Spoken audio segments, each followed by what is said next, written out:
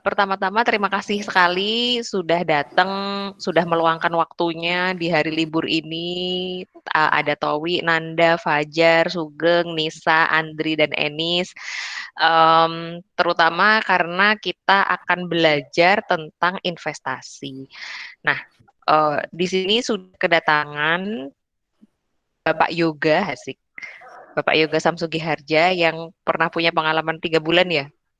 Dulu pernah kerja di ini perusahaan yang apa namanya ngurusin saham. Habis itu setelah itu memang jadi apa namanya pemain saham aktif sampai sekarang. Nah, tanpa berpanjang lebar, saya persilakan Bapak Yoga untuk take over presentasinya. Silakan. Ya, Assalamualaikum warahmatullahi wabarakatuh. Dengar nggak? Kedengeran. Oke, ya. Eh, Sebenarnya saya juga bingung nih, kenapa kok yang disuruh cerita saya. Soalnya kalau ngomongin sukses sebenarnya, kalau secara pribadi, saya ini sebenarnya nggak sukses sama. Return itu sama mulai tahun 2012 sampai sekarang itu, return biasanya cuma ngikutin pasar sih pada dasarnya. Kalau ngomongin perkembangan aset, sebenarnya kalau saya mulai hitung kasar, dari awal 2011 itu lulus kuliah, terus bentar, nanti mic.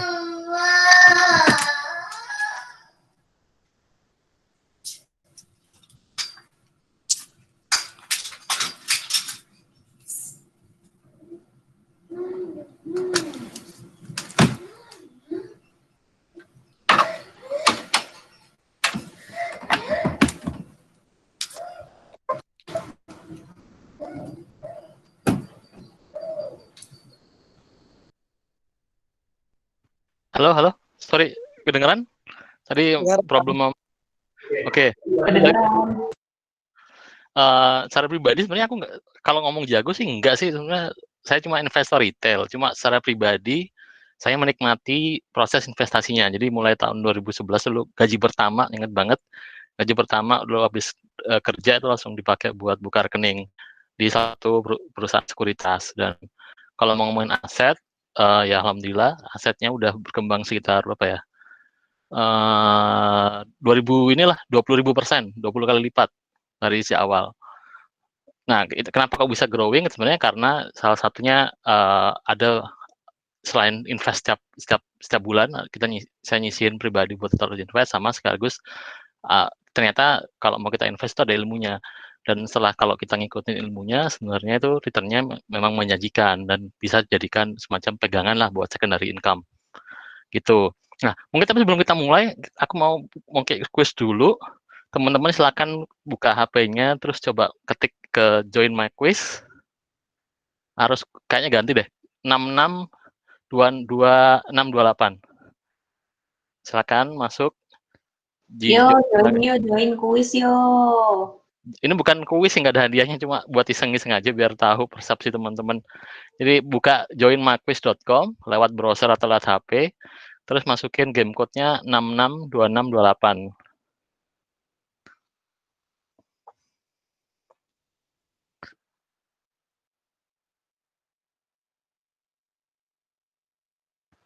Ya, join myquiz.com, terus masukin game code-nya 662628. Ini baru satu nih.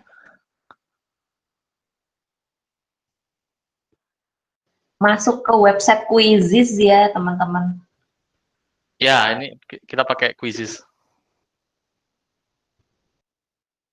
Ada yang sudah? Tunjuk tangan, sudah. Aku sudah.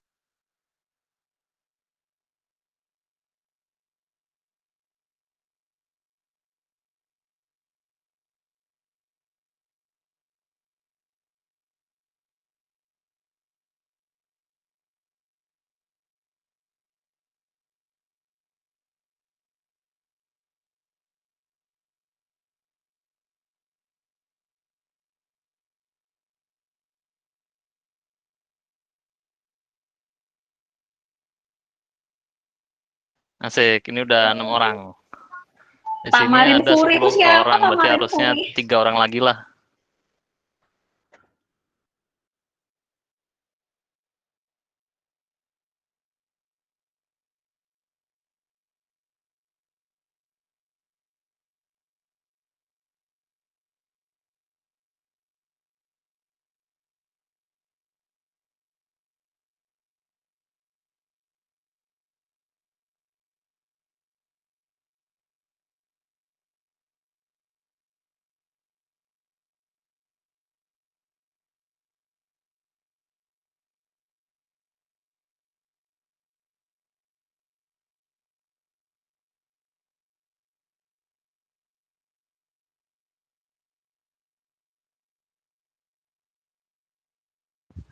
Halo, ya udah kan nganggap aja udah semua lah ya. Ini udah 6. Kita start ya. 3, 2, 1.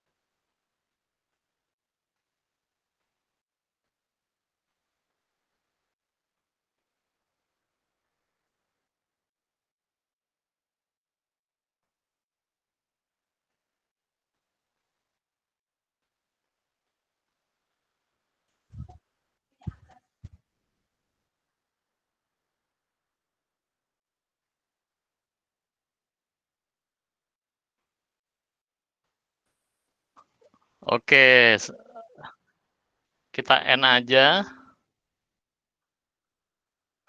Karena ini sebenarnya nggak ada benar, nggak ada salah sih. Sebenarnya itu cuma pengen tahu persepsi teman-teman terhadap investasi. Di situ kan tadi kan kita nanyain kira-kira apa sih syarat jadi investor. Terus mayoritas teman-teman kan apa bermacam-macam tuh variasinya. Tapi yang sebenarnya yang mau kita tekankan adalah semua orang itu bisa jadi investor. Terus yang kedua tadi pertanyaannya eh, apakah bisa cepat kaya dalam semalam? Nah, jawabannya ternyata relatif, bisa ya, bisa tidak. Tapi secara teoritis, secara hukum ini ya, prinsipalnya itu Anda nggak akan bisa kaya dalam semalam dengan saham. Jadi kalau sorry gimana? Apanya ya? Tes. Oh ya, oke. Jadi pertanyaan yang kedua tadi, apakah bisa kaya dalam semalam? Jawabannya enggak. Karena mungkin karena mindset kita udah kebentuk kebanyakan nonton film Hollywood, misalnya Wall of Wall Street, terus Pursuit of Happiness, kok kelihatannya gampang banget, tajir banget. Tapi pada kenyataannya enggak. Nanti saya kasih datanya bahwa sebenarnya kenyataannya seperti apa sih. Terus sama yang ketiga tadi, apakah bisa sih kita, requirement-nya apa aja sih yang dibutuhkan menjadi investor? Apakah teman-teman harus pinter? Apakah harus ganteng? Apa harus tajir? Ternyata jawabannya cuma itu. Yang penting mau belajar. Itu aja sih kuncinya kalau mau jadi investor di pasar modal. Nah, hari ini, sore ini, kita akan cuma ngomongin 3 hal, simple aja. Jadi nggak akan ada hitung-hitungan, nggak akan ada sesuatu yang ribet. Kita cuma ngomongin apa itu saham, terus kenapa investasi ke saham, terus apa sih, gimana sih cara untuk memulai, sama question and answer. Di sini juga karena saya nggak bermaksud menjual apa aja, berjual apapun, nggak ada keuntungan ekonomis. Jadi yang saya share ini berdasarkan pengalaman pribadi. Jadi tenang aja, insya Allah nggak akan bias. Terus tujuan sharingnya agar teman-teman tahu bahwa saham itu sebenarnya instrumen investasi yang cocok bagi pemula, terutama buat anak muda. Kenapa? Karena diperuntukkannya untuk jangka panjang. Jadi kalau ngomongin saham itu kita harus ngomongin waktu 10 sampai 15 tahun ke depan. Nggak bisa cuma 1-2 tahun ke depan. Dan ini cocok buat teman-teman yang sekarang masih umurnya rata-rata masih ini kan, masih masih remaja kan. Nah, ini cocok lah. Nanti ketika buat persiapan pensiun, mulai invest dari sekarang itu pas.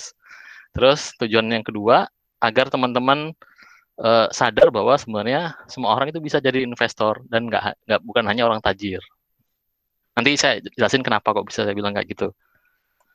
Nah, sekarang kita ngomong masuk basic dulu, apa itu saham.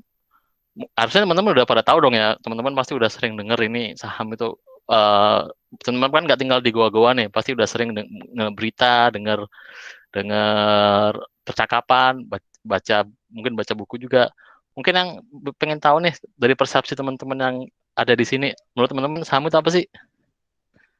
Ada yang ini mau volunteer nyebutin satu aja menurut teman-teman apa itu saham? Fajar.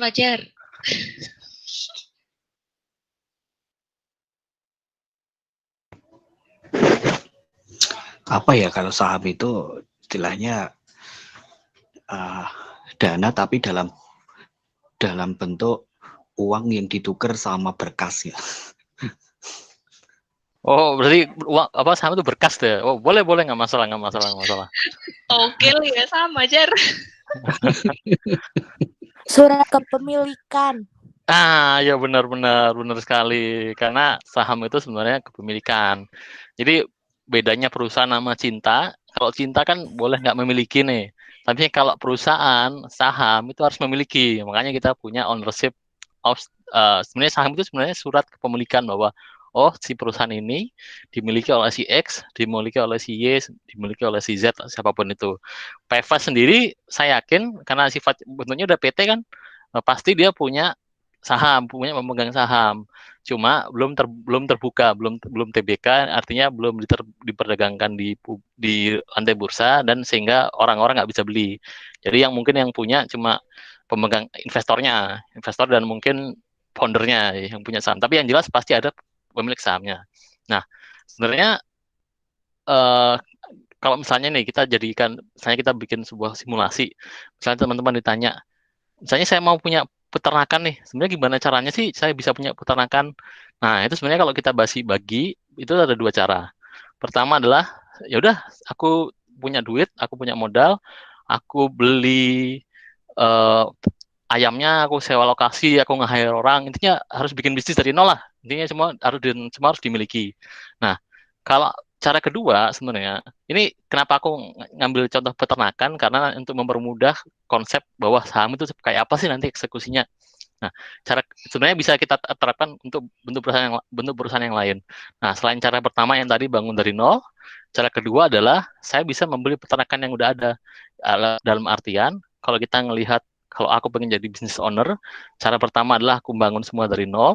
Cara yang kedua adalah saya ngebeli bisnis yang sudah ada di pasar yang itu kepemilikannya dijual. Nah, di mana bisa nyari kepemilikan saham-saham yang dijual itu? Itulah kita punya namanya bursa saham. Jadi, bursa saham itu sebenarnya sebuah tempat yang mempertemukan investor, orang-orang yang punya kelebihan modal, investor publik, dan orang-orang perusahaan yang butuh modal. Pertanyaannya, kenapa sih kok banyak perusahaan itu yang pengen listing di bursa? Terus kayak PVS saja, PVS saya yakin pada ujung-ujungnya impiannya itu pasti mimpinya pengen melantai di bursa.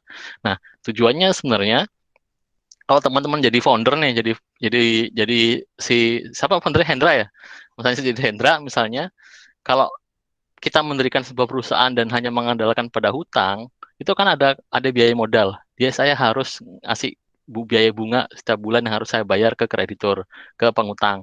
Tapi kalau dengan menerbitkan saham, karena saham kan sifatnya ibaratnya kalau untung baru saya ngasih bagian dan kalau rugi ya udah kita kita tanggung bareng-bareng. Jadi cost of capital lebih murah. Karena itulah banyak perusahaan yang dia lebih memilih em, mendapatkan modalnya dengan menjual ekuitasnya atau menjual sahamnya di bursa. Nah, masalah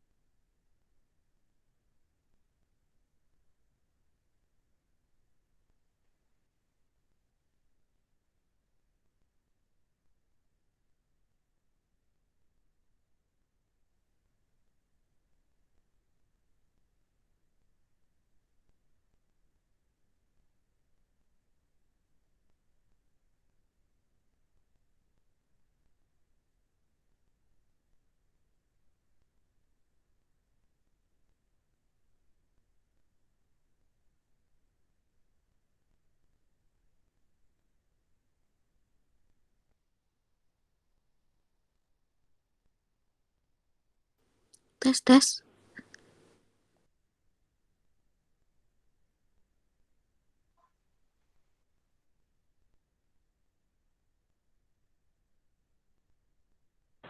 Halo, Gal. Oh, Gue kira sinyal gue dibunyi. Sama. Mohon maaf, si IndiHome-nya sedang ngobrol, teman-teman. Ini baru join lagi. Laras, sampaikan tuh XL Home. Oh iya, Sorry ya, maklum, paket paling murah.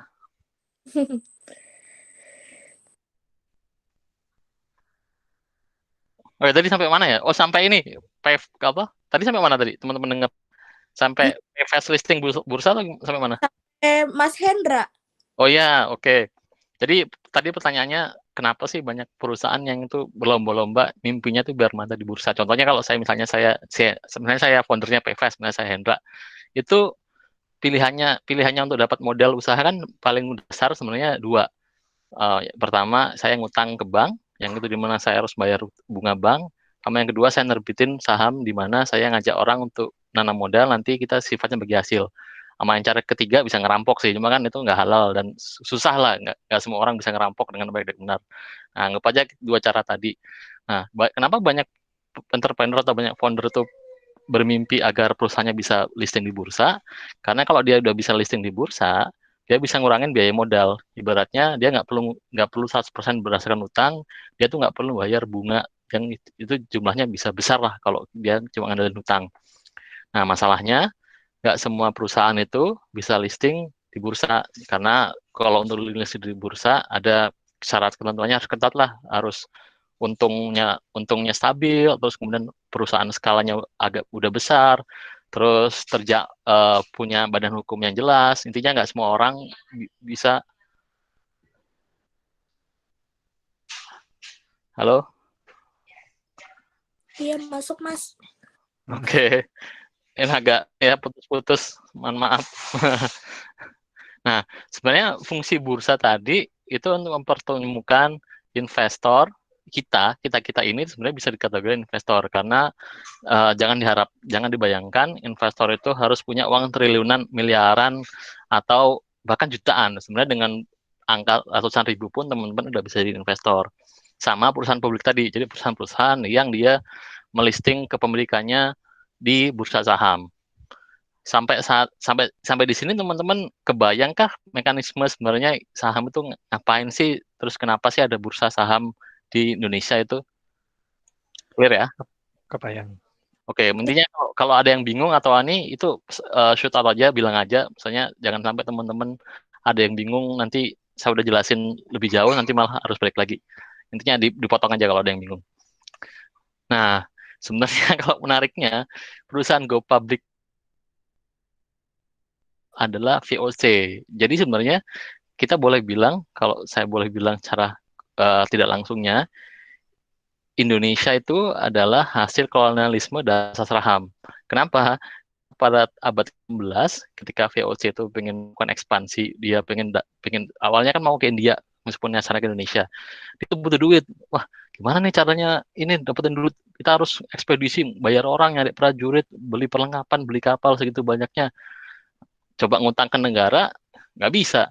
Akhirnya mereka mendirikan mencoba menjualnya ke publik. Sebenarnya pasar saham pertama itu adalah adanya di Eropa, dan perusahaan pertama yang go publik itu adalah VOC. Jadi seperti yang saya bilang tadi, kenapa Indonesia bisa dijajah itu karena dibiayai oleh investor. Nah, investornya, iya beneran, nggak usah, maksudnya ini bukan sebuah kenyataan yang harus ditutupi, Kak. Bahwa sebenarnya VOC dulu ketika mau mulai dia nggak punya duit, akhirnya dia listing, dia buka go public, intinya menjual kepemilikan sahamnya ke orang-orang beli, dia dapat duit, akhirnya dia beli kapal, nyewa tentara, beli senjata, misalnya dia pergi, awalnya kan mau ke India, tapi akhirnya nyampe Indonesia, terus akhirnya dia jadi lakukan kolonialisasi Indonesia. Dan kalau boleh dibilang, VOC ini salah satu, kalau kita baca buku-buku sejarah, terutama buku sejarah finance, VOC ini adalah satu perusahaan yang memberikan keuntungan sangat luar biasa. Dia itu bisa ngasih sekitar 30% per tahun selama 50 tahun pertama. Jadi sangat-sangat menguntungkan. Ini ibaratnya tuh kayak kalau sekarang itu Amazon, Apple, Microsoft, nah itu Google. Nah, VOC itu zaman dulu tuh sangat-sangat menguntungkan dan sangat-sangat perusahaan terbesar di dunia. Nah, yang mau saya tekankan adalah pertama ya tadi bahwa kita adalah kolonialis, kita dijajah karena hasil bursa saham. Sama yang kedua yang mau saya tekankan adalah sebenarnya apa yang kita pelajari di hari ini tentang saham itu bukan sesuatu yang amazing atau sesuatu yang wah baru trendy sekarang, enggak. Bursa saham udah ada sejak abad ke-16. Jadi sebenarnya ilmu yang sedang kita pelajari adalah ilmu yang sudah berusia sekitar 400 tahun. Nggak ada sesuatu yang spektakular, magic, atau sesuatu yang out of the box, yang rocket science itu enggak. Karena ini ilmu yang sudah ada lama, ratusan tahun, cuma nggak semua orang mempelajarinya, dan nggak semua orang punya akses untuk berinvestasi di pasar modal. Itu sebenarnya yang mau saya tekankan. Jadi, it's not a rocket science. Nah, kalau kita jadi investor, itu sebenarnya kalau misalnya kita ibaratkan kita berinvestasi di peternak tadi ya, misalnya kita asumsikan, ya udah saya mau investasi di sebuah peternakan, itu sebenarnya sama aja dengan kita beternak. Kita akan dapat dua hal kalau sebagai investor. Pertama, kita dapat namanya capital gain. Anggap aja kita awalnya melihara ayam, ayamnya kecil, terus nanti ketika besar dijual, itu namanya capital gain. Nanti ketika teman-teman coba beli saham, misalnya saham beli di tahun pertama harganya misalnya 1.000, ternyata di tahun kelima dia naik 2.000, berarti capital gain-nya sekitar 200%, 2 kali lipat. Karena ibaratnya yang tadi awalnya valuasinya kecil, bisa naik jadi valuasinya besar. Nah, yang kedua, keindahan dari investasi dividen. Dividen ini adalah semacam bagi hasil tahunan yang diberikan oleh perusahaan kalau memiliki keuntungan. Ini ibaratnya kalau kita analogikan sebagai telur. Jadi misalnya kalau kita sebagai peternak kan biasanya sering dapatnya dua nih. Dapat dari ayamnya dari kecil jadi gede, sama yang kedua dapat dari telurnya, bagi hasil dari telurnya. Nah, bagi hasil telurnya ini kita bahasa kerennya nyebutnya dividen. Tapi sebenarnya intinya bagi hasil keuntungan lah. Ada yang bingung dari sini?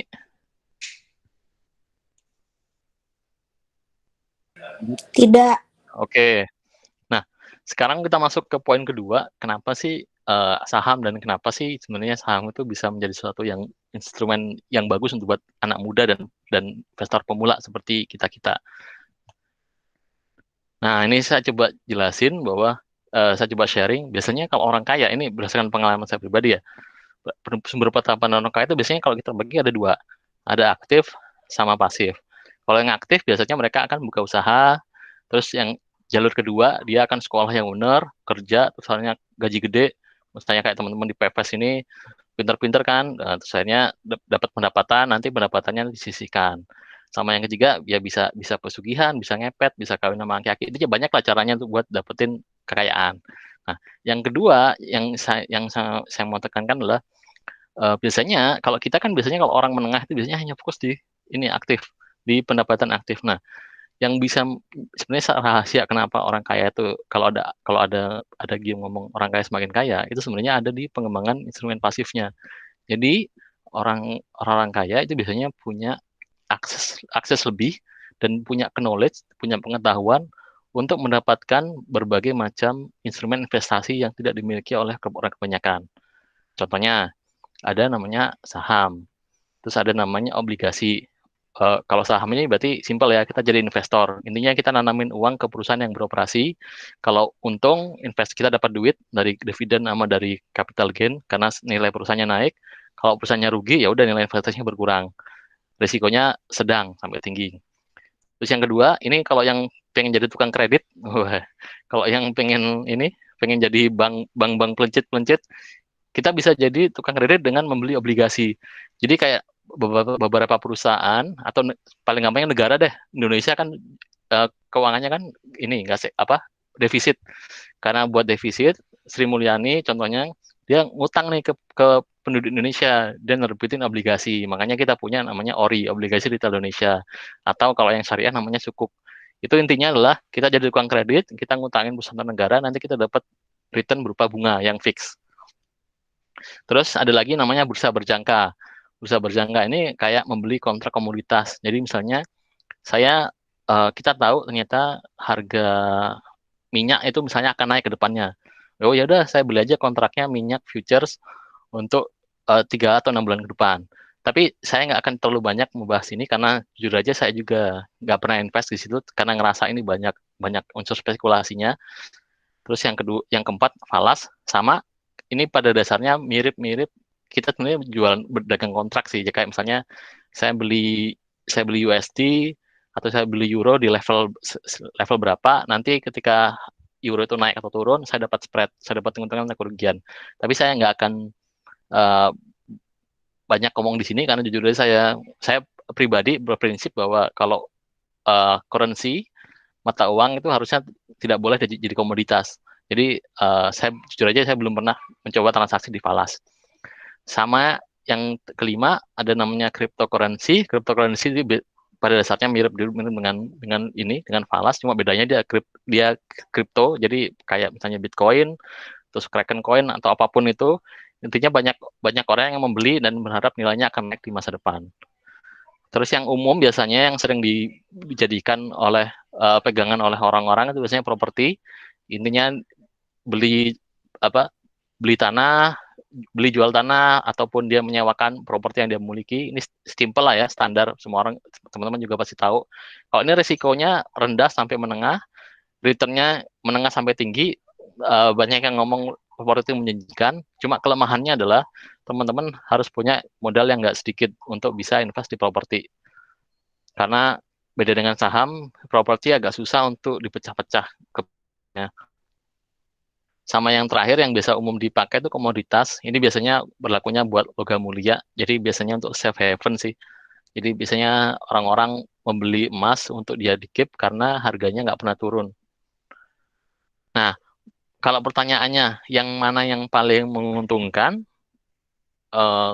to be honest, kalau teman-teman punya duit dan punya bisnis model yang terbukti, lebih menguntungkan yang buka usaha. Kalau kalau saya boleh pribadi, karena uh, returnnya jauh lebih tinggi daripada berinvestasi di sektor pasif. Yang paling tinggi itu buka usaha. Nah, pertanyaannya kalau mungkin yang kedua, kalau dari segi pasif, yang bisnis pasif streamline ini, yang mendapatkan pasif, yang mana sih yang paling menguntungkan? Jawabannya tergantung, karena semua itu tergantung kondisi dan tergantung situasi saat ini. Contohnya kalau sekarang di COVID sekarang ini sebenarnya saham nggak terlalu menguntungkan karena kondisi banyak ekonomi lagi lesu, eh, perusahaan banyak yang kinerjanya anjlok, kinerja laporan keuangannya dan harganya pada turun. Jadi it's not a good year lah untuk saham di tahun-tahun ini. Tapi kalau teman-teman mau misalnya punya duit ke properti atau komoditas, dua ini sebenarnya lebih stabil. Dia apapun apapun cycle ekonominya, biasanya orang tetap butuh rumah dan orang biasanya tetap akan ngekip emas. Mungkin untuk saat ini karena ini agak terlalu banyak. Kalau ada pertanyaan mungkin silakan shoot out aja, bilang aja. Nanti sebelum sebelum saya akan masuk lebih banyak ke sahamnya karena awalnya saya kira ini lebih ke ngomongin saham, jadi saya lebih banyak fokusnya ke saham. Tapi mungkin teman-teman kalau ada pertanyaan lain silakan ajukan aja. Jadi nanti sebelum saya move ke saham lebih lebih detail. Ada yang bingung kah? Kalau boleh tahu itu masing-masing dari yang pasif ataupun yang aktif ini kira-kira atau secara rata-rata itu berapa persen gainnya Mas Yoga? Oh, kalau datanya sebenarnya, wah, aku harus nyari sih datanya. Tapi kalau kalau ngomongin uh, in average, kalau saham ini bisa sekitar 15 persenan lah, 15, 8 sampai 9 sampai 15%.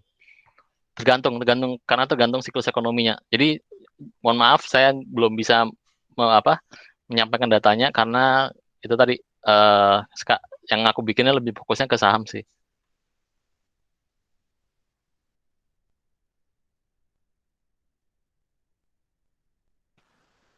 Mungkin move dulu kali ya. Maksudnya aku kan lebih share ke saham dulu. Nanti teman-teman kalau ada pertanyaan lagi, mungkin silakan tanyain aja. Gitu ya. Boleh. Oke, nah sekarang kita tebak-tebakan nih. Tahun 1941 itu teman-teman pasti udah lahir kan? Masih balita mungkin ya. Nah, ini ada seorang anak 11 tahun membeli saham harganya $38. Kira-kira menurut tebakan kasar aja. Sekarang si anak berapa sih kekayaannya? Silakan, silakan.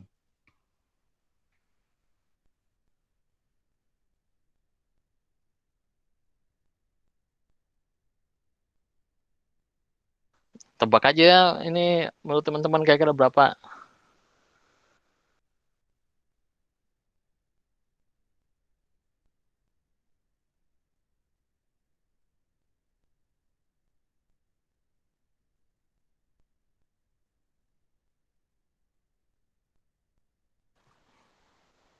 Pada bingung kali ya? Ya udah, langsung aja jawabannya. Sekarang si anak itu kekayaannya adalah 72 miliar. Karena yang si anak tadi si Warren Buffett, jadi kalau teman-teman nggak tahu Warren Buffett, dia tuh salah satu orang terkaya di dunia. Sekarang nomor nomor dua ya, nomor dua apa nomor tiga. Nah, dia itu seorang investor dan kekayaan dia 72 miliar. Nah, dia tuh mulainya dari umur dia 11 tahun, tahun 41 dia beli saham pertama harganya 38 dolar. Sebenarnya yang mau saya tekanin ini adalah bahwa sebenarnya saham itu sebagai kayak semacam maraton. Jadi sekali lagi jangan terbuai cerita-cerita di film yang mengatakan saham bisa cepat kaya dan juga cepat bangkrut, itu bullshit semua. Karena pada kenyataannya ini seperti maraton, teman-teman harus sabar dan teman harus menginvestasikan ilmu pengetahuan dan juga waktu untuk meneliti saham mana yang harus dibeli, kapan harus jual, terus apa lagi yang harus dilakukan, dan permainan psikologi lainnya. Dan intinya saham itu bisa menjadi semacam pegangan di hari tua. Itu sih poinnya.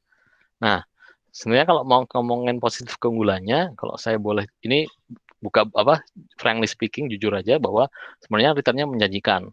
Kenapa? Karena data menunjukkan bahwa uh, saham adalah instruksi keuangan yang memberikan return paling tinggi dari semua instrumen investasi yang ada. Kalau kita ngomong jangka panjang ya, definisi jangka panjang ini dalam artian 10 sampai 20 tahun. Tapi kalau teman-teman ngomong cuma satu dua pendek, jangka pendek 1 atau 2 tahun, maka belum tentu karena tergantung siklus ekonomi. Terus yang kedua, saham ini sangat mudah untuk dilakukan untuk liquid dalam artian kalau saya punya rumah, saya punya tanah, kalau saya mau jual itu kan harus ngiklan, saya harus cari pembeli, harus negosiasi.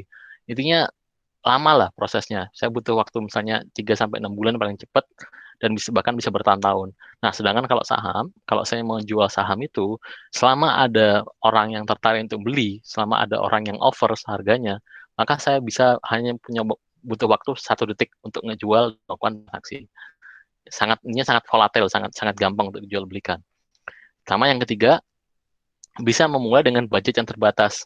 Jadi teman-teman jangan dibayangin bahwa saham itu harus orang kaya, karena sebenarnya nanti saya jelasin bahwa sebenarnya untuk memulai investasi saham itu kan pada prinsipnya minimal belinya cuma satu lot itu 100 lembar, dan sedangkan sekarang itu banyak saham yang harganya di bawah 1000 rupiah. Contohnya kayak misalnya eh, contohnya Pakuwon misalnya. Pakuwon itu perusahaan properti, atau mungkin yang lebih simpel ini deh, yang sekarang mumpung lagi banyak COVID, Kalbe Farma, Kimia Farma. Kimia Farma itu harganya cuma 1.500 per lembar. Jadi kalau teman-teman punya duit 150.000, teman-teman udah bisa dikatakan sebagai ownernya Kimia Farma, meskipun cuma satu lot, meskipun cuma 100 lembar. Tapi yang pelajaran yang mau ditekankan bahwa sebenarnya nggak perlu nunggu duitnya sampai miliaran untuk bisa berinvestasi di pasar modal. Nah, tapi kekurangannya juga ada. Karena nggak mungkin semuanya tuh baik-baik aja, nggak mungkin semuanya tuh mulus-mulus aja. Yang pertama, risikonya itu menengah. Kenapa saya bilang menengah? Karena harga valuasi ketika kita beli, misalnya kita beli harga 1.000, itu besok belum tentu harganya 1.000, bisa turun, bisa jadi 900, 800, dan dalam jangka panjang bahkan bisa jadi 50 rupiah. Nanti saya sharing pengalaman yang pernah saya alami, gimana saya bisa loss. Sampai sekarang masih saya pegang sahamnya, dan itu saya jadikan semacam kenang-kenangan, oh jangan sampai deh beli perusahaan yang nggak jelas ininya kinerja keuangannya. Terus yang kedua, diperlukan pengetahuan finansial dasar, dalam artian teman-teman harus bisa baca laporan keuangan, itu wajib, dan juga harus mengerti tentang psikologi pasar. Nah, untuk teknisnya itu nanti nggak usah dipikirin bahwa kita harus jadi orang yang smart banget, enggak. Karena pada kenyataannya finansial dasar yang dibutuhkan untuk analisa saham itu cuma tambah bagi kurang persentase. Udah itu doang. Jadi teman-teman nggak akan nemuin kalkulus atau mungkin diferensial atau mungkin logaritma. Itu nggak kalau teman-teman mau buat riset, teman-teman jadi hedge fund mungkin butuh ya bikin modeling kayak gitu. Tapi kalau cuma hanya investor retail ya yang budgetnya cuma misalnya di bawah 10 juta itu nggak butuh lah, nggak butuh nggak butuh mekanisme perhitungan yang jelimet. Cuma yang penting bisa bagi kurang kali itu pasti udah bisa. Sama yang terakhir, ini sekali lagi harus sabar, nggak ada sukses malam. Jangan terbuai rayuan film, TV, dan juga cerita-cerita orang, atau mungkin teman-teman lagi browsing di internet terus nemu banner iklan pria ini menghasilkan 300 juta dalam semalam. Percayalah itu nggak mungkin terjadi. Terus teman-teman kalau ada apa ditawari training investasi, training apa yang ngomong katanya bisa mendapatkan hasil yang wah dalam waktu sekejap, itu trust me, itu nggak akan berhasil karena yang dibutuhkan adalah jangka panjang. Kita ngomong horizonnya 20 tahun, 10 sampai 20 tahun ke depan. Tuh. Nah, ini aku coba jelasin yang tadi return menjanjikannya. Kalau IHSG dari awal tahun 2001 itu udah naik 7 kali. Dari tahun 97 ya, ini contohnya, itu udah naik sampai 7 kali. Jadi ibaratnya kalau teman-teman beli sebuah perusahaan harganya 1.000, berarti sekarang udah naik 7 kali lipat, 700%. Nah, dan ini terbukti karena banyak riset yang menunjukkan bahwa di Amerika maupun di Indonesia, bahwa dibandingkan instrumen investasi yang lain kayak obligasi, terus kemudian komoditas, itu saham memberikan investasi yang paling menarik dan paling stabil dalam jangka waktu panjang. Ini liquid, bisa mudah transaksi, bisa dalam skala kecil. Kalau sekarang itu rata-rata, saya nggak tahu, kalau zaman saya dulu untuk buka satu rekening itu cuma butuh setoran minimal 5 juta. Tapi cara ngakalinya adalah saya dulu ngumpulin duit 5 juta, terus saya buka rekening, terus nanti saya balikin lagi rekeningnya untuk keperluan lain. Dalam artian, saya cuma nyetor rekening 5 juta bisa buat account doang. Nanti setelah itu duitnya saya tarik, terus kemudian saya transaksi sesuai dengan kemampuan saya. Karena teman-teman misalnya teman-teman punya duitnya cuma 200.000, ya udah tinggal beli gimana caranya nyari saham yang harganya satu lotnya nggak sampai 200.000. Jadi intinya bisa sangat murah sekali lah zaman sekarang dan semua orang udah bisa melakukannya. Nah, ini contoh Indomie, contoh Indofood, kita bisa lihat dia harganya di tahun 2009 nggak jauh-jauh, 2009 itu masih 2000-an. Sekarang dia udah 10.000, berarti udah 5 kali lipat. Jadi ibaratnya teman-teman kalau punya duit di sini ada sejuta, maka sekarang udah jadi 10 juta.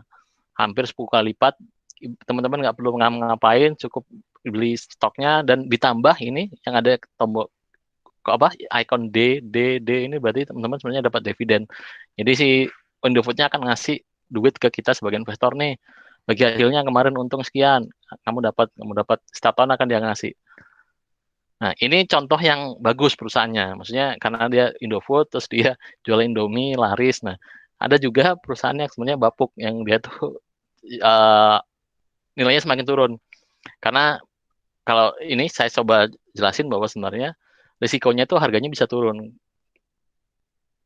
Contohnya ini Bakri, pengalaman saya pribadi, saya tuh beli tahun sekitar 2010-an, terus sampai sekarang itu harganya cuma 50 perak dan nggak ada yang mau beli, nggak laku, saham tidur. Padahal dia sempat pernah 7.000, pernah 5.000, terus turun, terus hanya sekarang jadi saham, kalau nyebutnya saham gocap. Nah, risikonya ini tadi bahwa sebenarnya kalau kita salah milih, maka misalnya saya udah yakin nih, wah yaudah gue beli ke Bakri ini ke Bakri, karena aku tahu dia pejabat misalnya, dan kayaknya nggak akan mungkin nih dia akan keganggu. Terus waktu beli ternyata tambah lama kok tambah turun nih, terus tambah lama harganya cuma 50, dan sampai sekarang pun udah nggak ada yang mau beli ini sahamnya, saham tidur. Ibaratnya ya udah kita sebagai investor duitnya nyantol di sini, nggak bisa diapa-apain. Itu kerugiannya. Karena itulah kita butuhkan ilmu belajar, kita perlu ngerti basic keuangan itu seperti apa, terus kita juga harus ngerti psikologi seperti apa, karena kalau salah milih maka duitnya berkurang. Terus nggak ada yang instan. Kayak kalau saya tadi bilang Warren Buffett, kenapa dia bisa tajir banget? Karena dia ngelakuinnya dari akumulasi udah hampir 80 tahun dia hidup.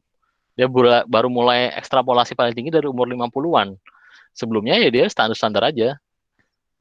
Nah, di sini nunjukin bahwa sekali lagi nggak ada namanya proses kaya dalam waktu semalam.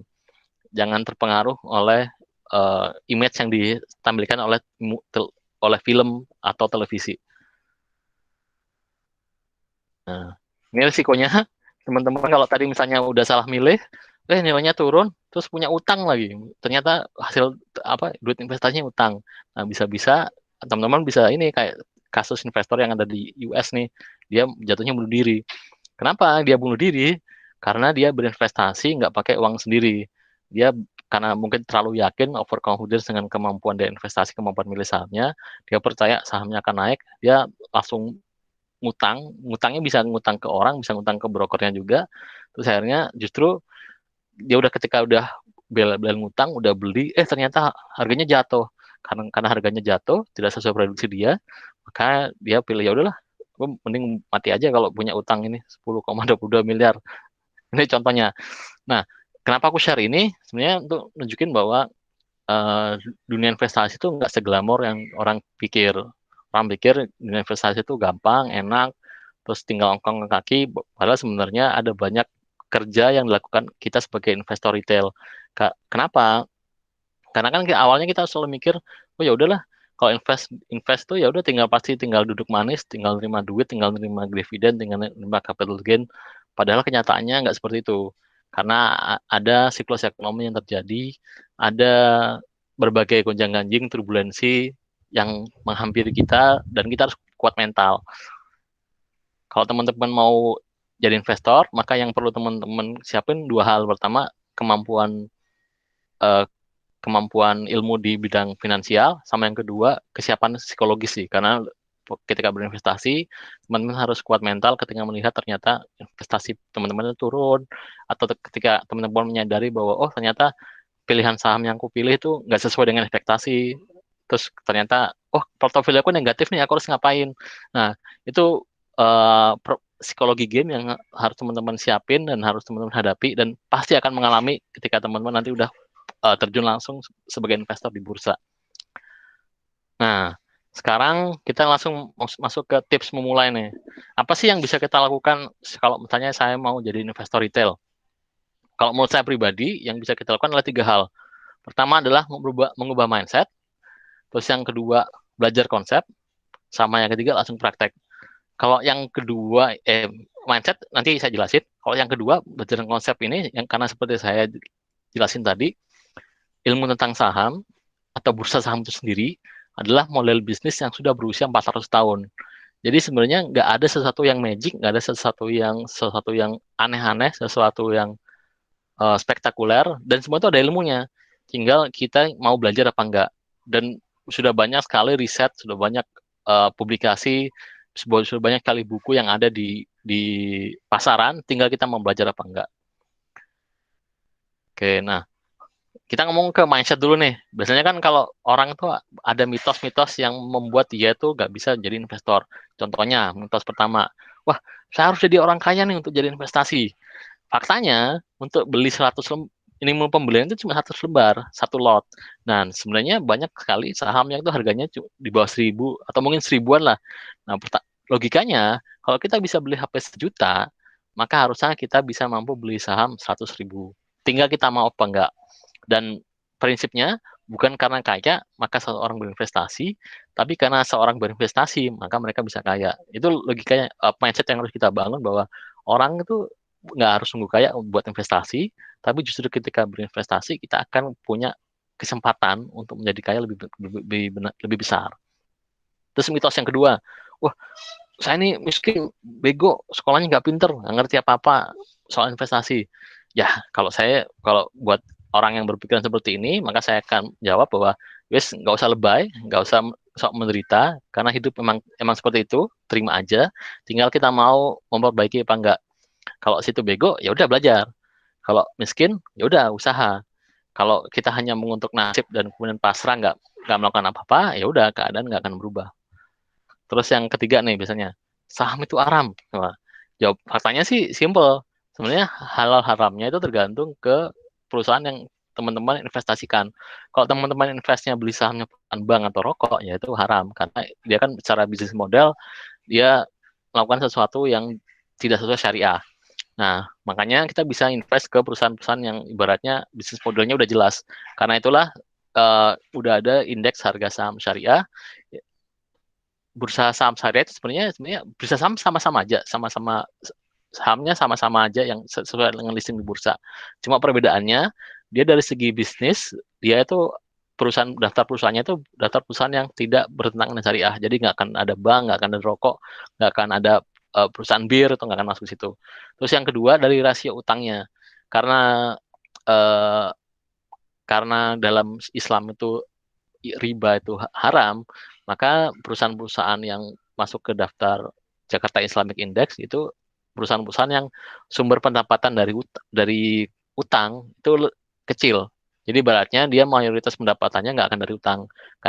Karena kita nggak bisa menutup kemungkinan bahwa zaman sekarang perusahaan itu pasti menempatkan uangnya di bank.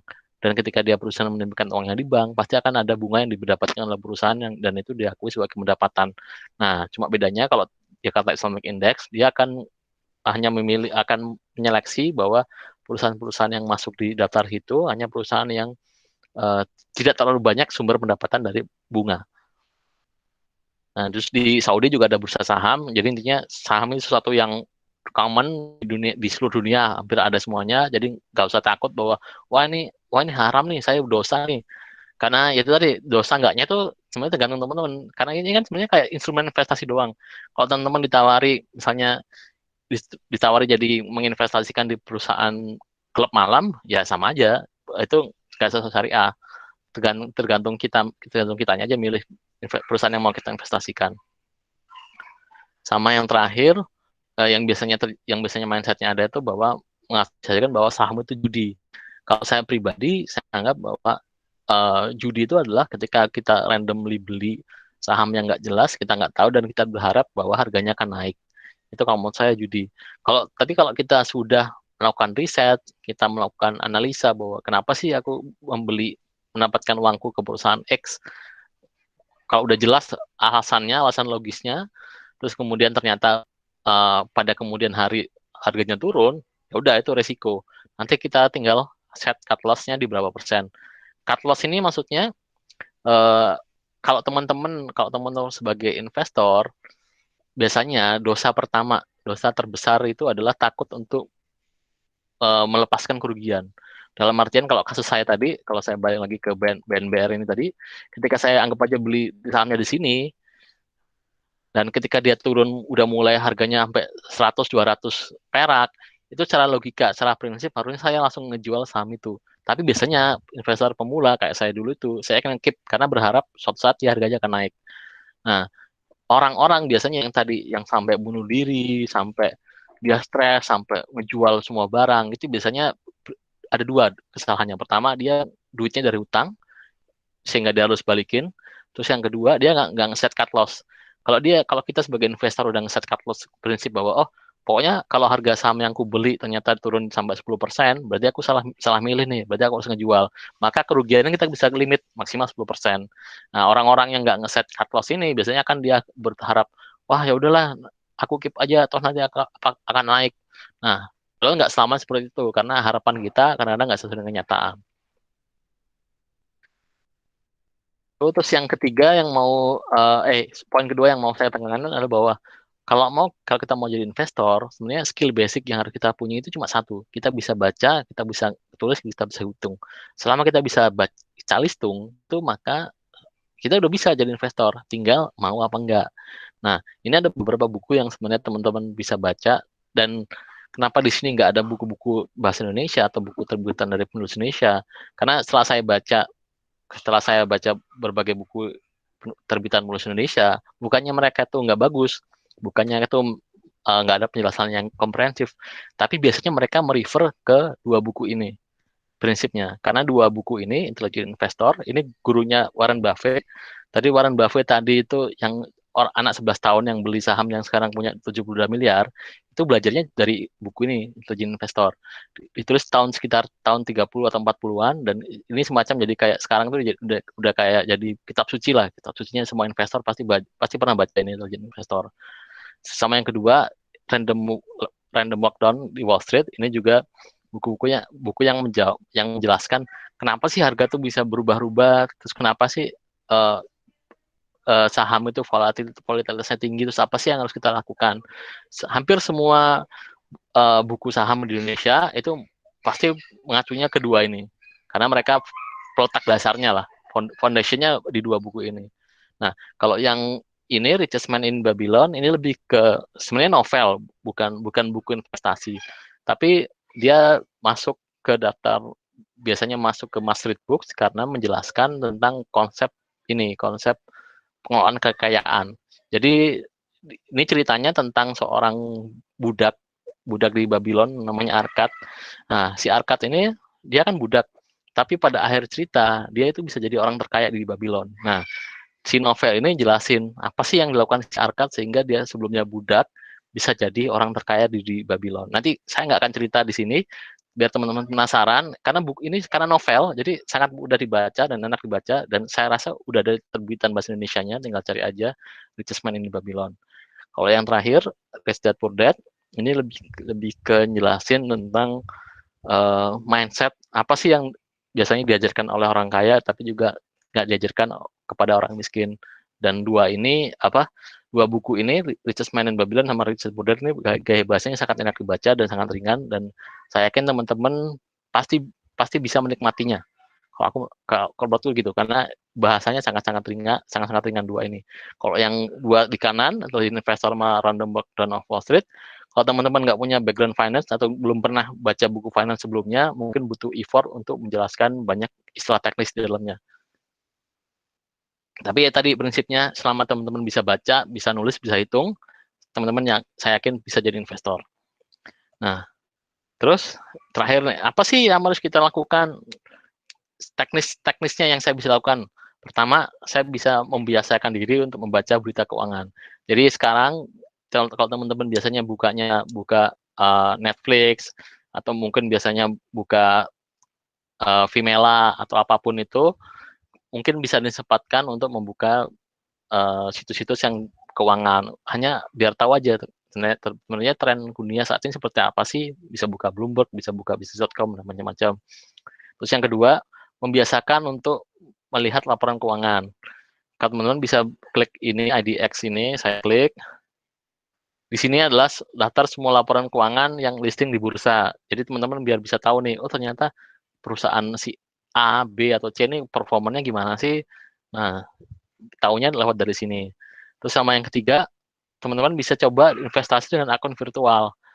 Kalau saya contohin ini, misalnya Stockbit, yang enak tuh Stockbit.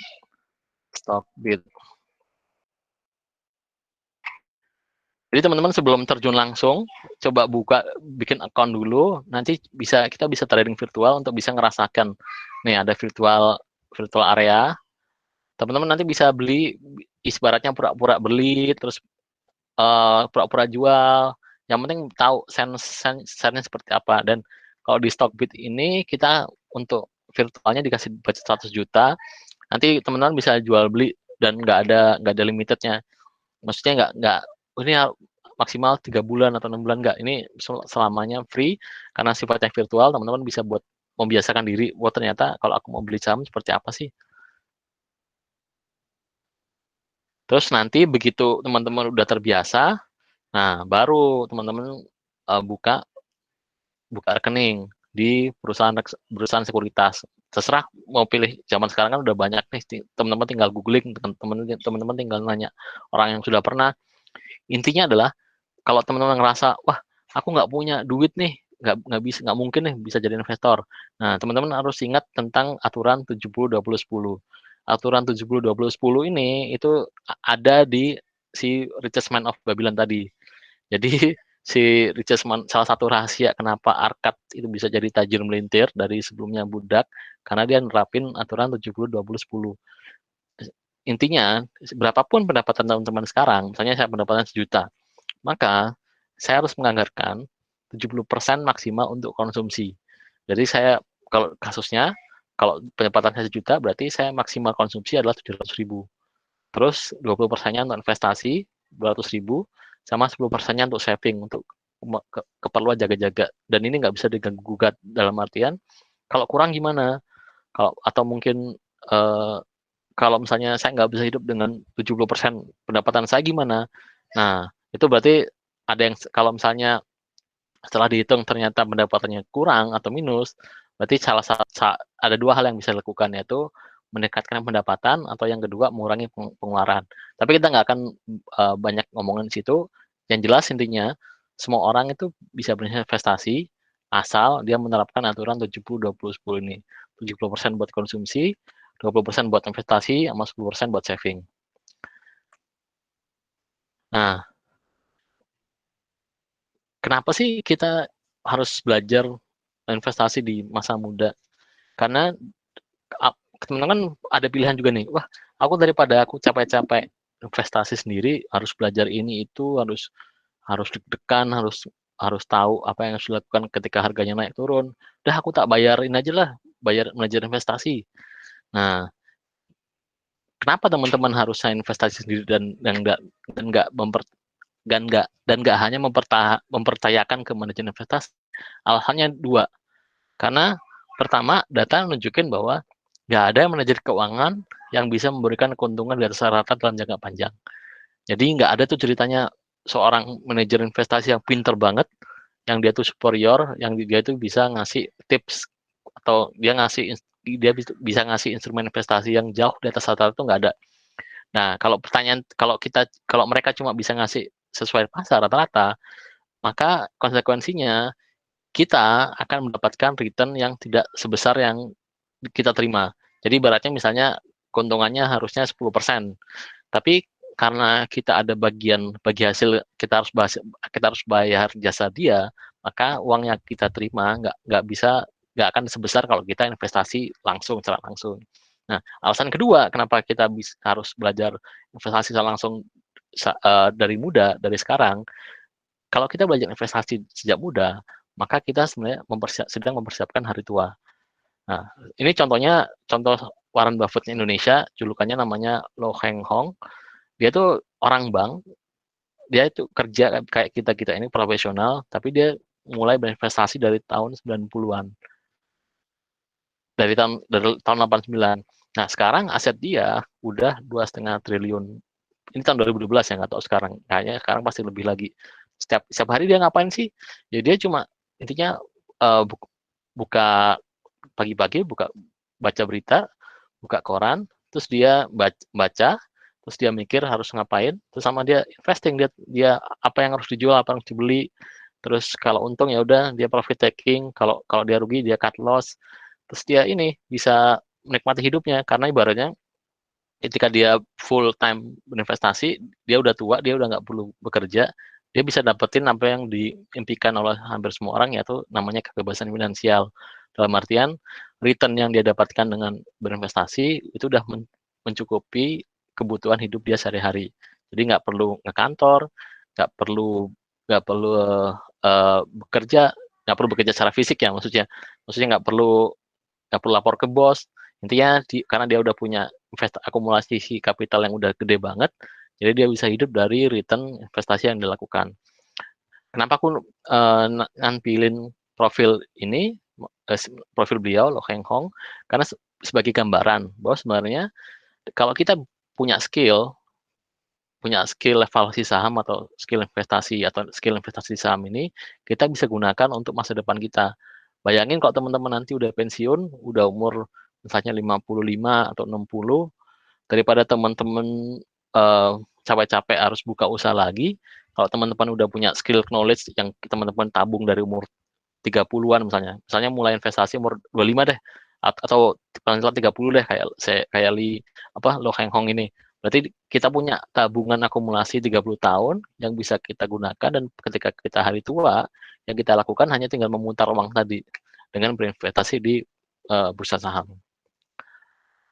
Saya rasa itu, mohon maaf kalau mungkin agak jumpy, agak terlalu banyak yang ingin disampaikan, atau mungkin suaranya agak putus-putus. Ini masalah koneksi. Silakan kalau ada yang mau bertanya atau yang bingung, kita buka saja tanya jawab ya. Aku stop screen.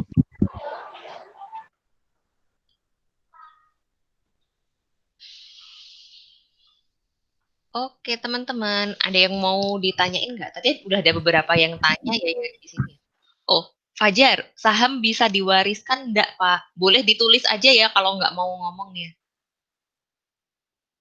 Yang ditulis tadi ada yang mau di-up nggak? Juga. Saham bisa diwariskan apa enggak? Logikanya bisa. Sorry. Aku belum tahu cara teknisnya, tapi karena itu saham itu kan masuk ke KKM pribadi. Selama Anda punya hak waris, selama punya dokumen yang sah menunjukkan bahwa Anda hak warisnya si pemegang saham yang meninggal tadi, harusnya bisa diklaim. Karena aku pernah dapat cerita, dia itu ini temanku ini di Jakarta, dia tuh kerja di broker perusahaan investasi.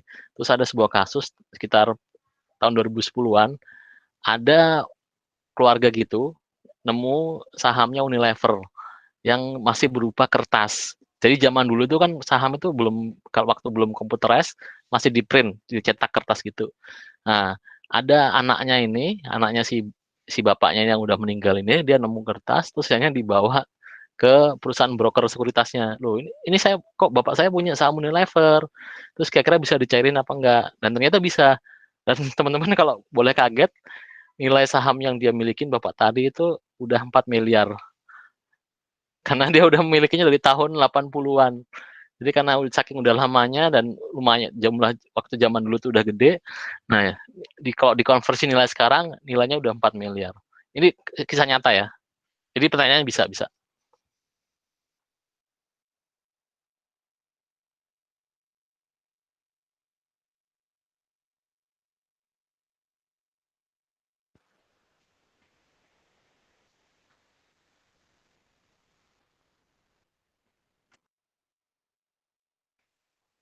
Oke, saham yang website yang user friendly buat virtual trading itu kalau menurutku tadi Stockbit itu lumayan enak sih. Aku share screen dulu ya.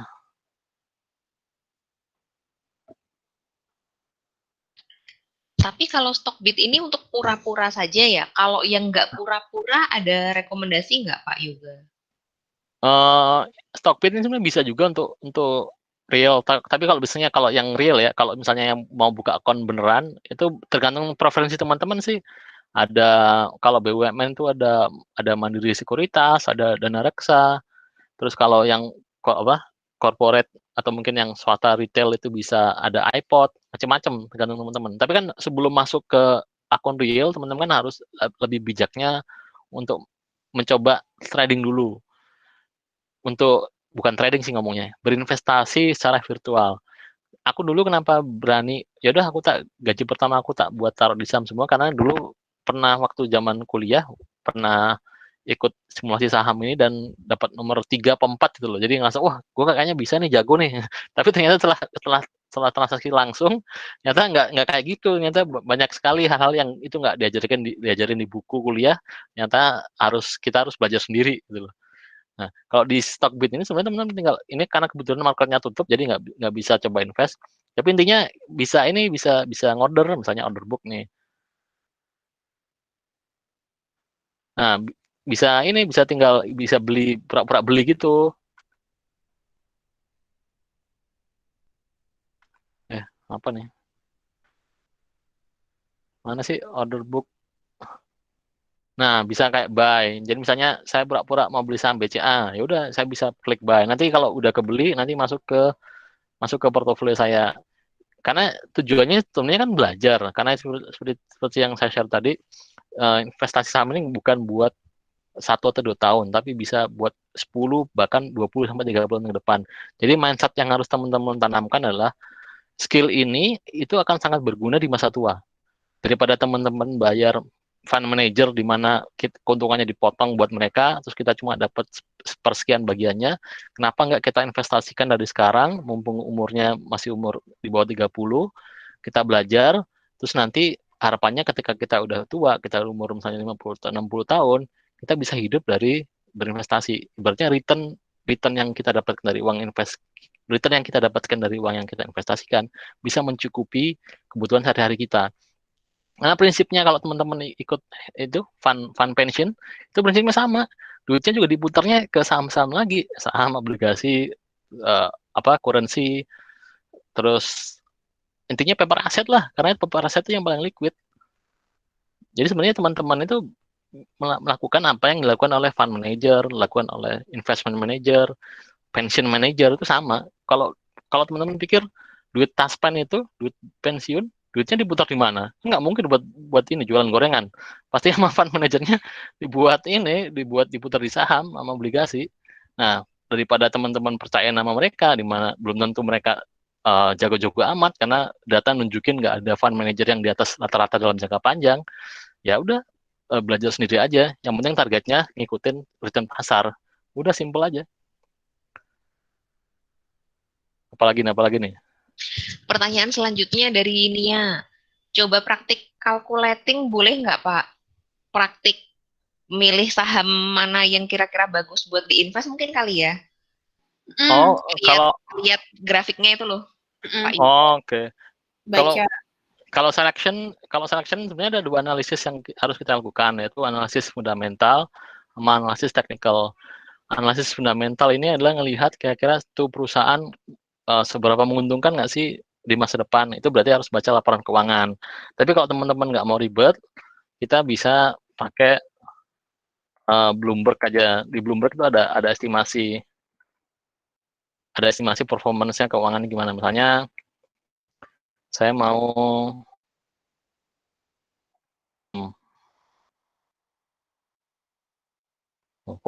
US.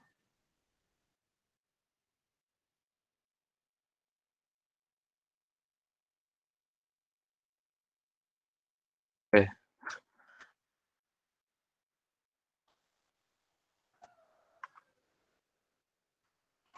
Atau ICBP.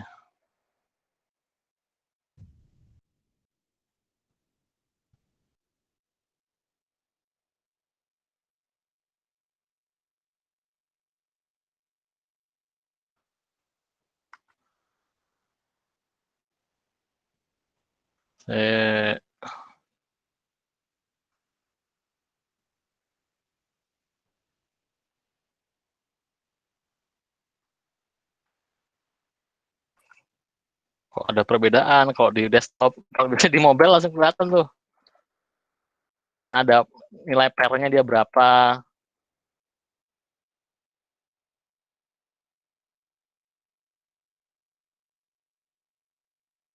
Sepertinya ada yang masalah dengan browser saya. Kalau buat technical paling gampang biasanya pakai Yahoo Finance, ini yang terbuka buat semuanya. Kalau yang Bloomberg ini tadi biasanya kalau aku buka di mobile itu kalau aku ketik stock quote-nya, nanti dia akan kelihatan dia tuh laporan summary-nya gimana sih. Terus yang kedua biasanya aku minta teman. Jadi kebetulan aku punya teman yang dia kerja yang dia punya langganan Bloomberg. Dia itu akan dengan senang hati nge-share ke kita kira-kira performance summary-nya sebuah perusahaan itu gimana. Aku bisa tinggal ngeliat dari situ. Di situ akan ketahuan dia tuh income-nya berapa, terus net profit-nya berapa, terus kemudian kira-kira valuasinya berapa, itu udah dihitungin. Cuma kalau di sini kalau aku nggak bisa buka. Kalau yang technical itu simple as cuma biasanya kita ngelihat performance-nya berapa sih harusnya harganya yang mau kita masukin. Contohnya misalnya kalau Telkom, ini kan Astra misalnya yang sekarang lagi booming itu misalnya farmasi nih. Nah, di sini contoh misalnya perusahaan farmasi, ini kan 1 bulan. Nah, di sini sebenarnya ketahuan bahwa tren pricing-nya itu berapa sih harganya. Kalau di sini sih udah kelihatan bahwa sebenarnya ini udah overpriced. Nah, nentuin overpriced enggaknya itu ya lihat di ininya, lihat dari valuasi laporan keuangannya.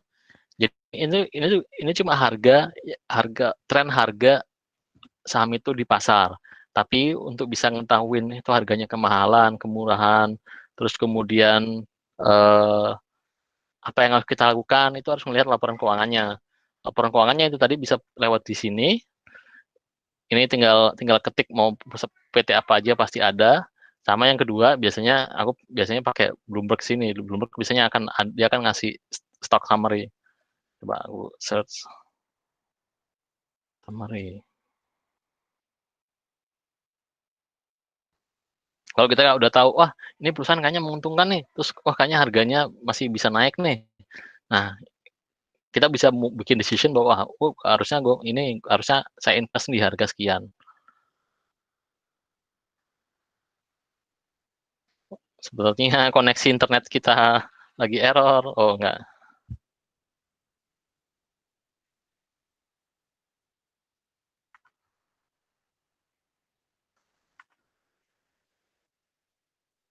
Aku coba kasih contoh ini ya, kasih contoh summary yang biasa dikirim temanku. Aku stop share screen dulu, cariin filenya. Sembari nyari filenya, ada yang mau nanya yang lain nggak? Atau yang wah ini udah banyak banget nih.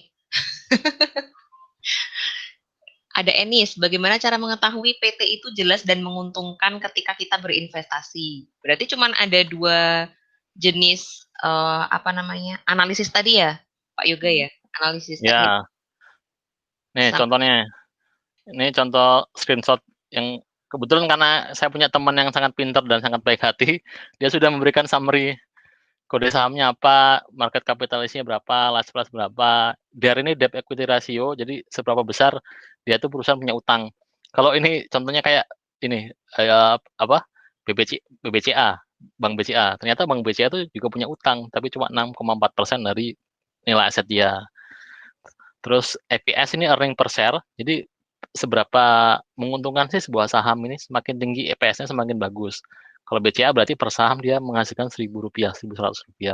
Book value ini berapa nilai buku, PA. Biasanya kalau aku pribadi, cara paling simpelnya itu ngelihat ini PE rasio ini, price per earning.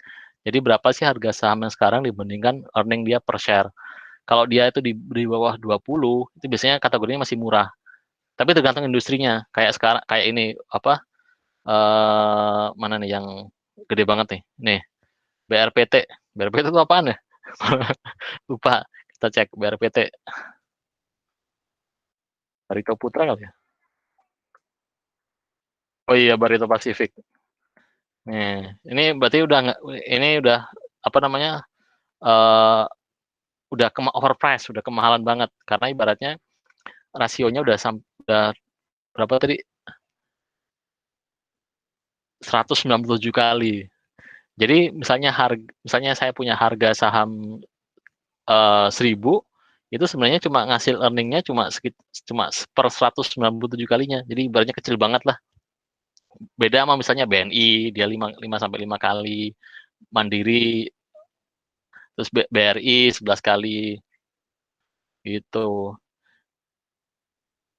Nah, ini sebenarnya semua data ini itu ada disarikannya dari laporan keuangan ini. Jadi teman-teman kalau kerjanya analis pasar modal itu kerjanya baca laporan keuangan terus dia ngasih ke kita sebagai investor, ngasih summary-nya kayak gini. Oh ini loh hasil laporan keuangannya kemarin. Ini returnnya ininya. Jadi kita sebagai investor sebenarnya yang kita lakukan itu sebenarnya kayak milih jodoh aja. Kita sebenarnya mau kawin sama siapa sih duit yang mau kita miliki ini? Apakah mau sama Semen Gresik atau sama Telkom atau sama Indofood atau apapun lah gitu. Nah, dan kalau teman-teman diperhatikan, ini sama sekali nggak ada ilmu matematika yang ribet. Semua basicnya cuma tambah kali bagi percentage. Nggak ada logaritma, nggak ada koefisien korelasi atau apapun, nggak ada matriks, nggak ada kalkulus, cuma aritmatik sederhana. Intinya matematika buat anak SMA. Kalau teman-teman SMA udah lulus SMA dan bisa aritmatika sederhana, pasti akan bisa ngitung perhitungan ini. Cuma tinggal kejelian kemampuan memproses informasi, baca laporan keuangan, terus keberanian, psikologi, sama yang terakhir ya ini luck, keberuntungan. Kan semuanya balik lagi ke rezeki-rezekian, rezeki hoki apa enggak. Gitu. Terus tanyanya apa lagi tadi? Kalau kalau Enis ada lagi, kalau perusahaan yang terkenal seperti Unilever itu akan menjamin keuntungan nggak misalnya? Dan apakah kalau misalnya harga sahamnya suatu PT itu lebih mahal itu menjamin keuntungan juga? Contohnya kayak pertanyaannya apakah menjamin apa enggak, itu sebenarnya kembali lagi ke kita, karena pada prinsipnya di dunia ini nggak ada yang pasti, nggak ada yang abadi, semua semua tergantung kondisi. Tapi kalau kita baca data historis, perusahaan-perusahaan yang itu udah well established, kemungkinan dia untuk menguntungkan itu jauh lebih bagus daripada perusahaan-perusahaan yang baru. Yang kemarin yang ada kasusnya Joska itu kan dia beli ke perusahaan yang baru IPO tuh, terus kemudian dia beli harga 1000 berapa, ternyata turun sekarang harga 300. Karena perusahaan juga belum jelas, karena ibaratnya masih baru perusahaan kemarin sore, kemudian naik, terus dia ngerasa menarik, caranya dia beli, terus akhirnya ternyata harganya turun karena belum terbukti lah. Ya kalau perusahaan yang itu udah well established atau perusahaan yang itu masuk ke indeks LQ45 itu secara statistik dia akan memberikan return yang jauh lebih bagus daripada perusahaan yang kemarin sore. Prinsipnya itu sih. Kalau Unilever ini berarti kan sekarang ini terakhir saya dapat ini data kapan gue lupa, tapi harganya masih 8 ribuan, terus dia price earning ratio-nya udah 40 kali. Ini berarti udah mahal. Price earning ratio 40 kali dalam artian kalau dari harga 8.000 ini sebenarnya dia ngasih keuntungan ke kita itu cuma seperempat puluhnya. Nangkep Pak maksudnya? Jadi price earning ratio ini ngebandingin antara earning per share sebuah saham dengan harga yang diperdagangkan. Aturannya kalau dia tuh udah di atas 20 itu sebenarnya udah mahal. Kalau dia di bawah 20 itu sebenarnya masih murah. Ini aturan bego-begoan ya. Aturan rule of thumb yang itu sebenarnya ada di bukunya Intelligent Investor, tapi itu aturan yang dibuat untuk market saham tahun sekitar 70-80-an. Dan kayaknya sekarang udah nggak terlalu relevan, tapi itu akan ngebantu kita investor pemula untuk nentuin nih harga saham wajarnya berapa sih harusnya. Yang price earning ratio tuh kalau nggak salah berarti earnings itu yang dari pendapatan tadi, yang dari dividen ya, Pak ya? Bukan dividen, earning per share. Earnings per share itu, keuntungan. Iya, betul. Keuntungan. Nah, teman-teman yang bukan akuntansi atau manajemen atau yang baru banget di dunia keuangan kayaknya ini sih agak loading ya. Jadi earnings itu tuh keuntungan kalau teman-teman melihat laporan keuangannya itu kan ada tuh keuntungan perusahaan itu selama 1 tahun itu berapa. Nah, PE itu maksudnya tadi berarti per price itu berarti harga sahamnya. Berarti seharusnya sih keuntungan itu tadi gimana? Tidak boleh lebih dari 20, price-nya tidak boleh lebih dari 20 keuntungan ya, Pak ya? Ya anggapnya gini deh, misalnya teman-teman ditawarin ini invest sama orang, mau nggak invest ke usahaku? Aku nerbitin saham 100 lembar. Terus anggap aja dia untungnya itu setahun misalnya 1 juta. Berarti kan untungan dia per lembar, untungan yang kita dapatkan per lembar kan 1 juta bagi 100. Ya kan? Berarti 10.000 per lembar.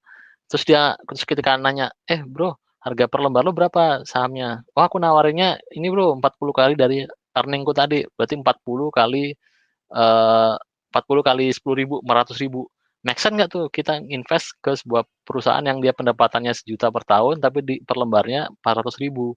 Nah, jawabannya itu tergantung, karena pada kenyataannya market itu nggak selamanya rasional.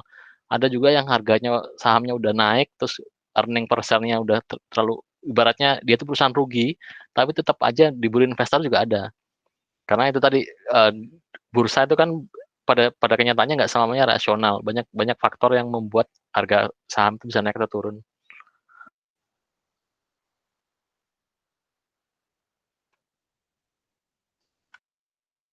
Terakhir kalau pertanyaannya yang Enis, kalau misalnya kita investasi tapi tiba-tiba PT-nya itu bangkrut, apa yang harus kita lakukan selain berusaha menjual saham tersebut? Mungkin terkait juga sama pertanyaan Nisa juga. kalau misalnya kita punya saham itu pergerakannya tuh harus kita pantau dalam 1 kali 24 jam apa seberapa sering sih harus kita pantau gitu? Untuk tahu itu OTW bangkrut apa enggak ya. Jadi kayaknya ada korelasinya nih pertanyaan ini. Oke, kalau bangkrut biasanya untuk bangkrut pada kenyataannya investor itu akan dibayar paling terakhir. Jadi kita sharing suka dukanya jadi investor ya. Kalau teman-teman nanti jadi investor, maka keuntungannya adalah teman-teman nggak perlu capek-capek, nggak perlu keringetan, nggak perlu ngantor, nggak perlu pusing mikirin strategi perusahaan, nggak perlu ngejar target. Pokoknya tinggal invest duit, nanti terima bagi hasil. Enak kan? Bagi hasilnya dapat di depan. Tapi kerugiannya, kalau tuh suatu saat perusahaan bangkrut, maka setahu saya perusahaan itu akan melikuidasi asetnya. Terus kemudian hal yang pertama dilakukan adalah membayar kreditur. Jadi kalau dia punya utang, dia harus membayar dulu. Terus kalau masih ada sisa, dia harus membayar sisa ngasih pesangon ke pegawainya. Jadi gimana caranya bayar ke pegawai. Terus yang ketiga, kalau masih ada sisa lagi, maka nilai aset yang tersisa tadi akan dibagi ke jumlah saham yang dimiliki. Biasanya akan ada RUPS kayak semacam rapat umum pemegang saham dipanggil, terus kemudian dijelasin bagaimana sih mereka lah intinya. Gitu. Jadi pada intinya kalau apa yang terjadi jika bangkrut, investor kemungkinan akan tetap dapat bagian, cuma kita nggak tahu berapa, bahkan bisa nol. Kalau ternyata setelah asetnya dijual, ternyata masih tetap nggak bisa nutup kreditur sama buat bayar pesangon karyawannya. Terus yang kedua tadi, apa tadi? Memantau. Memantau. Kalau memantau itu tergantung style teman-teman. Teman-teman bisa pakai stylenya, pokoknya aku beli terus aku tinggal tidur, nanti aku cek sebulan sekali. Atau teman-teman pengen jadi swing trader, dalam artian teman-teman pengen dapat keuntungan tiap hari atau daily trader, itu juga bisa. Berarti yang kalau teman-teman mau jadi daily trader, berarti teman-teman harus mantau portofolio teman-teman setiap hari, karena kan harganya pasti berubah setiap detik. Jadi teman-teman harus tahu posisi sekarang harganya berapa, terus apa yang harus saya lakukan, apakah saya harus hold, apakah saya harus sell, atau saya harus buy lagi. Nah, kalau saya saranin kalau buat pegawai kantoran yang punya punya kesibukan, itu paling enak pakai swing trader, swing investor. Jadi intinya setiap minggu kita harus cek, tapi usahain setiap hari itu harus ngecek portofolionya. Kalau aku pribadi sih setiap hari, setiap pagi ngecek sekitar 15 menit aja, cuma ngecek kondisi pasar gimana sih, terus apa sih yang harus saya lakukan. Kalau aku nanya teman-teman yang lain juga, mereka yang semuanya pekerja kantoran juga sama, mereka setiap pagi tuh biasanya akan ngecek market condition, terus kira-kira mereka akan bikin kayak semacam trading plan lah, kayak dokumen tertulis gitu, apa yang harus saya lakukan, terus bagaimana kondisi saat ini, terus apa yang harus saya lakukan ke depannya.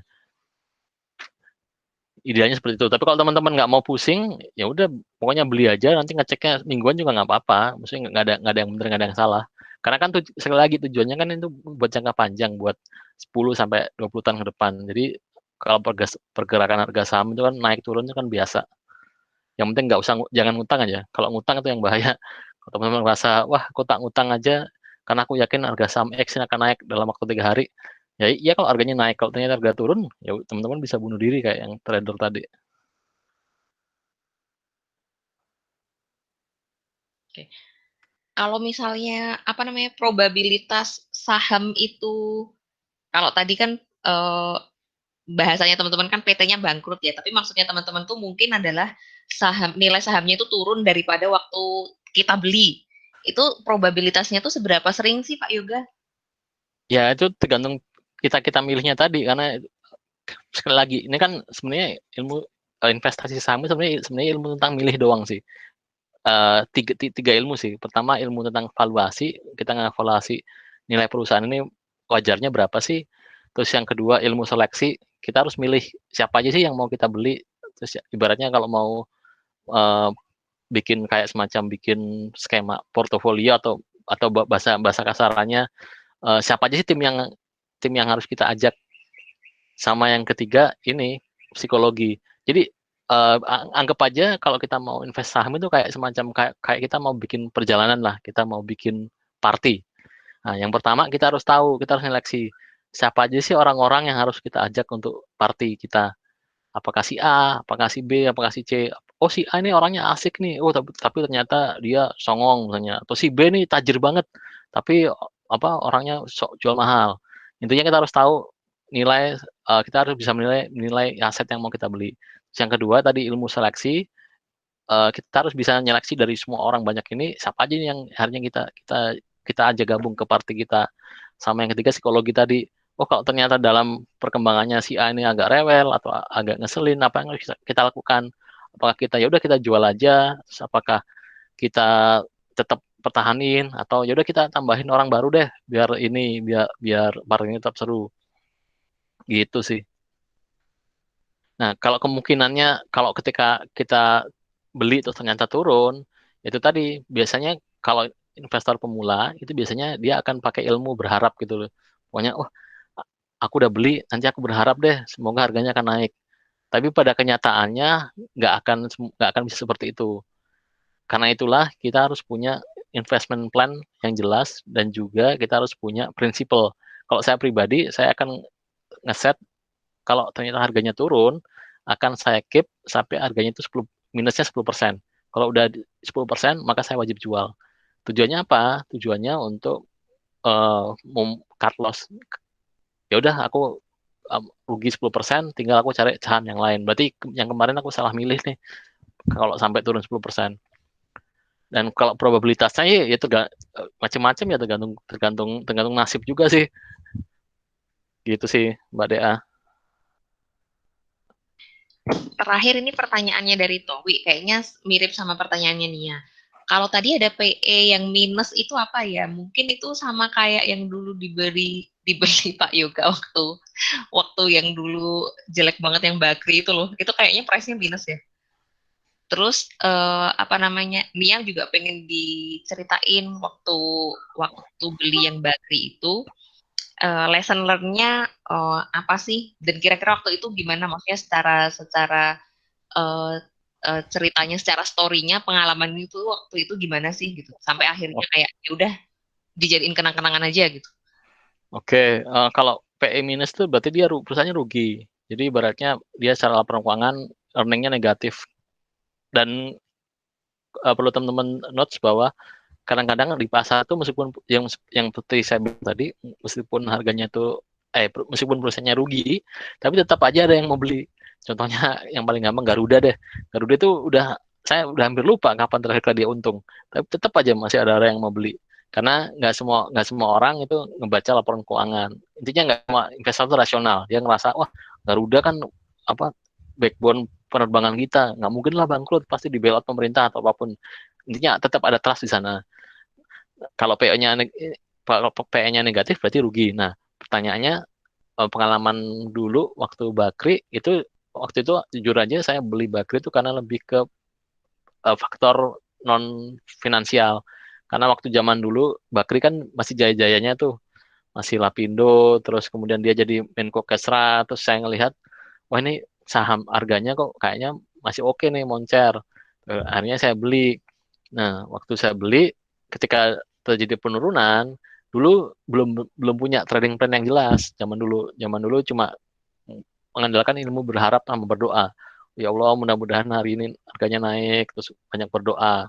Nah, dan dulu tuh inilah belum banyak buku-buku uh, yang aku saranin tadi belum ku baca semua.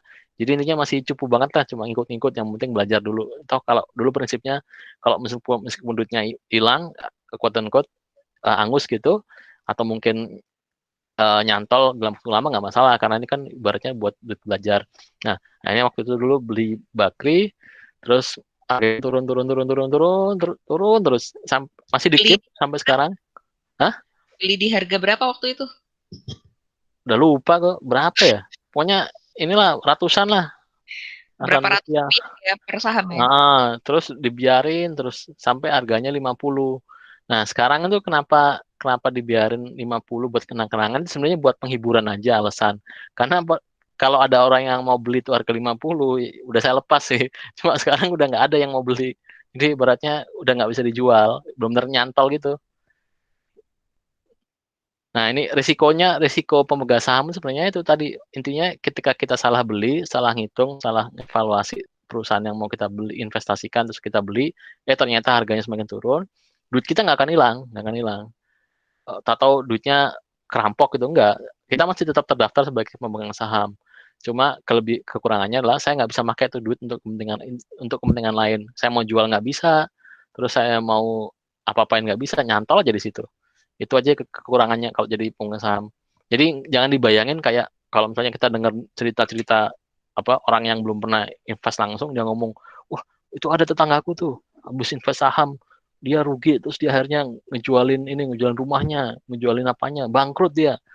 Nah, kalau kalau seseorang yang sudah berinvestasi, udah pengalaman investasi saham dan punya trading plan, investment plan yang jelas, harusnya dia akan ngalamin seperti itu karena dia udah punya rules, kapan harus stop, kapan harus buy, kapan harus sell, kapan harus hold, dan dia tinggal ngikutin investment plan tadi.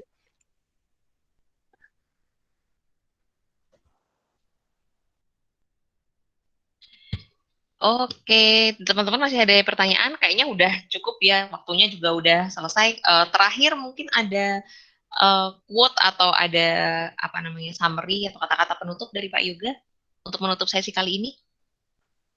Ya, intinya teman-teman pasti bisa jadi investor, dan investor itu bukan sesuatu yang wah, bukan sesuatu yang harus sesuatu yang tidak bisa kita jangkau, karena zaman sekarang semua informasi udah terbuka, tinggal kita mau belajar apa enggak. Zaman dulu orang mungkin mikir, wah investasi di bursa itu harus banyak modal, harus bisa ini bisa itu, intinya ribet lah.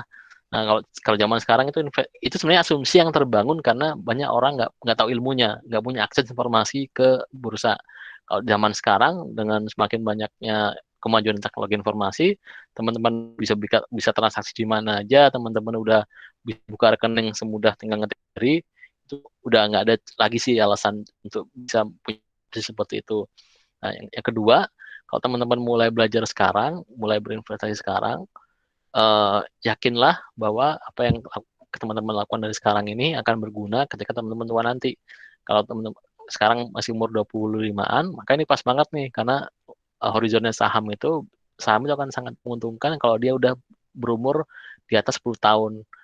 Kalau kita cuma invest buat 1-2 tahun, itu nggak akan kelihatan returnnya saham. Karena kita kan investor, kita berinvestasi untuk jangka panjang. Jadi saranku mulai sekarang coba aja latihan dulu investasi virtual. Terus kalau kalau udah kekumpul duitnya, silakan buka rekening, silakan coba transaksi. Rugi-rugi dikit nggak masalah. Yang penting teman-teman udah punya investment plan yang jelas, kapan harus cut loss, kapan harus cabut, kapan harus mengalokasikan untuk portofolio lain, dan nikmati prosesnya. Karena kalau saya pribadi, saya sangat menikmati proses menjadi investor retail, investor receh ya.